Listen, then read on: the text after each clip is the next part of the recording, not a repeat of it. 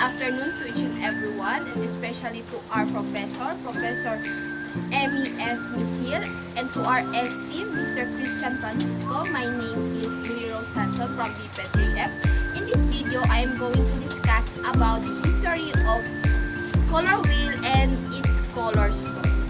And without further ado, let's get started.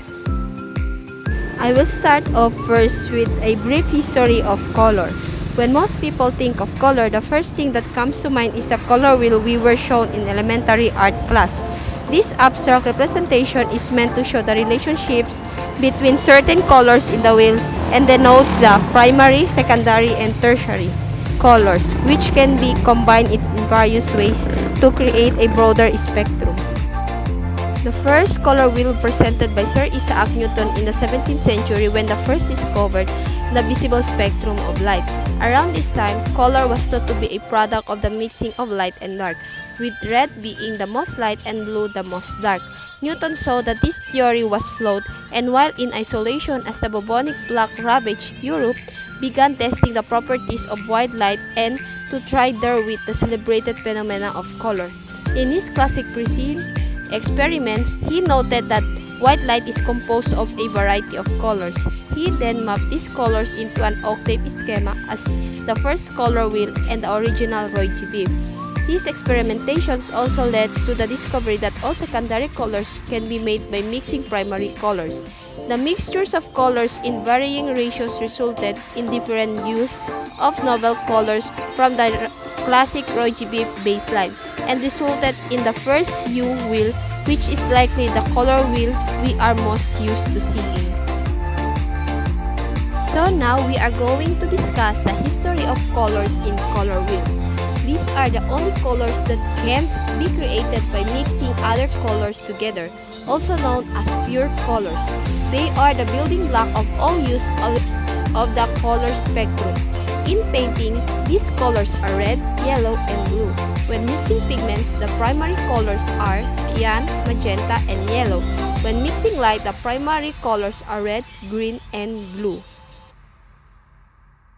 I will start off with the three primary colors on the color wheel, which are red, blue, and yellow. These three colors are the true roots of color and can be mixed to create so many various colors or hues. The color red in most primitive languages was and is the first color named after black and white. It is the beginning of the color spectrum, and along with it comes all the implications of mankind's beginnings. The most association with red is the color of blood, the elemental life-giving force that brings forth both vitality, activity, and strength. Next is the color blue. Ever since the medieval era, painters have depicted the Virgin Mary in a bright blue robe, choosing the color not for its religious symbolism, but rather for its hefty price tag. Mary's iconic hue, called ultramarine blue, comes from lapis lazuli, a gemstone that for centuries could only be found in a single mountain range in Afghanistan. Next is the color yellow. Few artists in history have been known for their use of yellow. Though Joseph Mallord, William Turner, and Vincent van Gogh are the most notable exceptions, Turner so loved the color that contemporary critics mocked the British painter, writing that his images were afflicted with jaundice and that the artist may have a vision disorder. For his sublime and sunlit seascapes, Turner used the experimental watercolor Indian yellow, a fluorescent paint derived from the urine of mango-fed cows, a practice banned less than a century later for its cruelty to animals. Now, let's discuss the secondary colors. Secondary colors consist of equal parts of two primary colors. In painting, the secondary colors are orange, purple, and green. In mixing light, they are cyan, magenta, and yellow. When mixing pigments, the secondary colors are red, green, and blue. In color theory for artists, the secondary colors, green, orange, and purple, are created by mixing two primary colors. The ratio of primary colors you use when you mix will determine the final hue of the secondary colors. At its most basic, color theory tells us that if we mix equal parts of two primary colors, blue, red, and yellow, we will create either green, orange, or purple. This is the foundation of the color wheel and a lesson that is often taught in elementary art classes. Blue and yellow make green, yellow and red make orange, and red and blue make purple.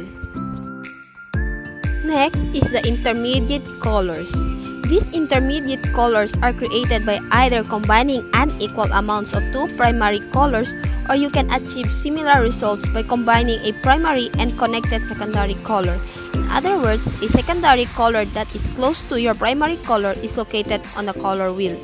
The intermediate color created depends on the amount of primary color that is used. For example, you can form a red-orange or a yellow-orange. The intermediate colors are always named by placing the primary color in the front and then the secondary color. Below are more examples of your intermediate colors. These colors also have their own names, which are also included below. Blue-green or teal, yellow-orange or amber, red-purple or magenta, yellow-green or chartreuse, blue-purple or violet, and red-orange or vermilion. So now we're going to discuss about tertiary colors. These are two definitions of tertiary colors and therefore two different results for every color combination. What definition applies to your case will depend on what color model you are using. The definition 1 is an equal mixture of two secondary colors. This definition applies in painting, which uses the RYB color model or paint color. This concept varies from the other two color models. By this definition, you can't find tertiary colors on the color wheel. Nevertheless, they are still important to know if you're a painter and works with color mixing.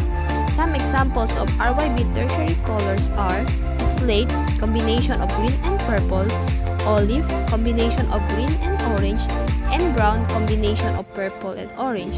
In this color model, each individual color between primaries and secondaries on the color wheel is known as intermediate color. The second definition is an equal mixture of a primary and secondary color. This definition applies to mixing light or digital artists and pigments or printing industry, which use the RGB and CMYK color models respectively. In these models, tertiary colors show up on the color wheel, so they're easier to identify. Just check the color wheel between the primary and secondary colors.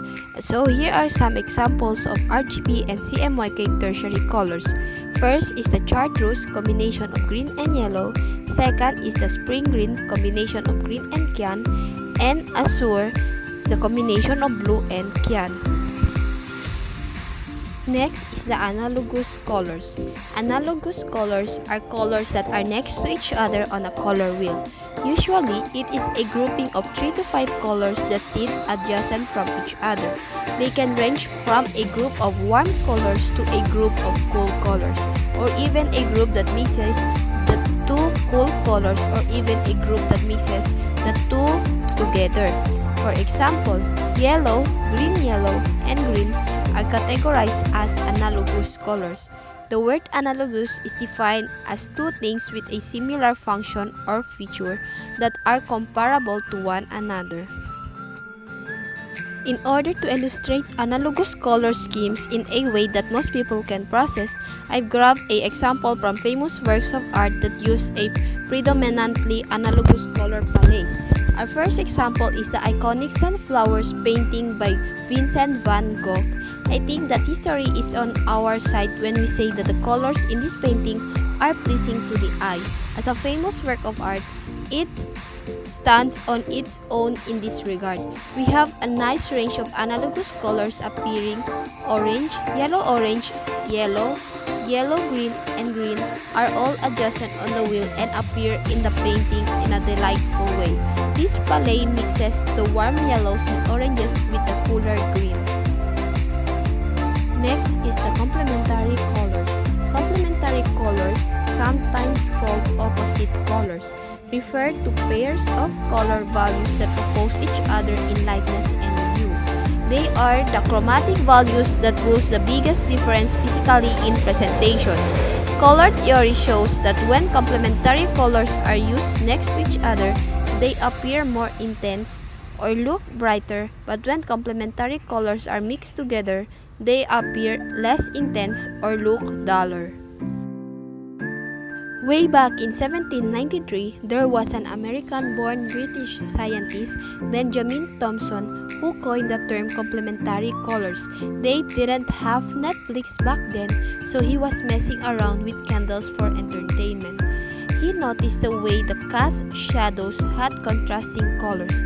This discovery led him to write, "To every color, without exemption, whatever may be its hue or shade, or however it may be compounded, there is another in perfect harmony to it, which is its complement, and may be said to be its companion."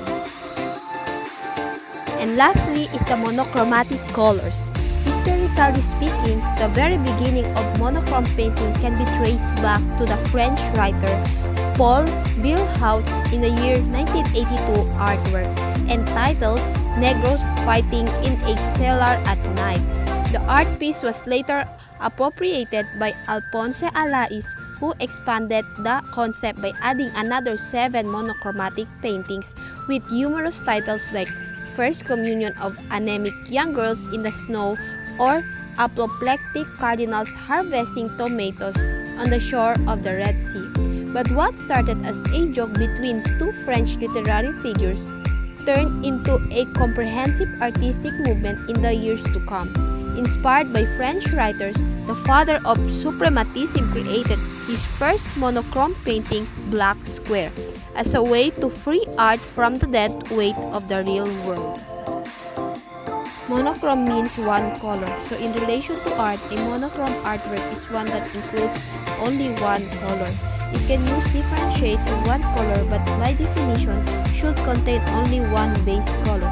For more than 100 years, artists have used a single color as a vehicle for exploring both the potential and limitation of painting, using this reductive formula to experiment with formal concerns of composition and tonality, or to advance theories related to nature, the sublime and analogous spiritual concerns, rendered with geometric precision or with the nuance of expressive brush strokes. The monochrome is an enduring idiom of avant-garde modernism. One of the first artists to make this connection was Kazimir Malevich in the year 1879 to 1935, a Ukrainian artist and early proponent of abstract art. Malevich was one of the first artists to dedicate himself to breaking art into its simplest forms, embodied in his movement of suprematism. Around 1913, Malevich painted by creating paintings of simple, geometric shapes rather than identifiable objects. In 1917 to 1918, he created his first set of monochrome paintings, each composed of a white square, the most neutral of color and shapes, on a white background of a slightly different shade. It was one of the earliest works of pure abstraction, which Malevich saw as a reflection of infinite space that the viewer was invited to share. Malevich was one of the first to see the value of monochromatic painting in abstraction, but he certainly was not the last. At the opposite end of the spectrum, literally, we find American painter At Reinhardt in the year 1913 to 1967. While Malevich's first abstractions were in white, Reinhardt painted in black. For him, it was the black end of the spectrum, painted on two perfectly square canvases that provided the purest form of abstraction, non-figurative, non-representational, and purely objective.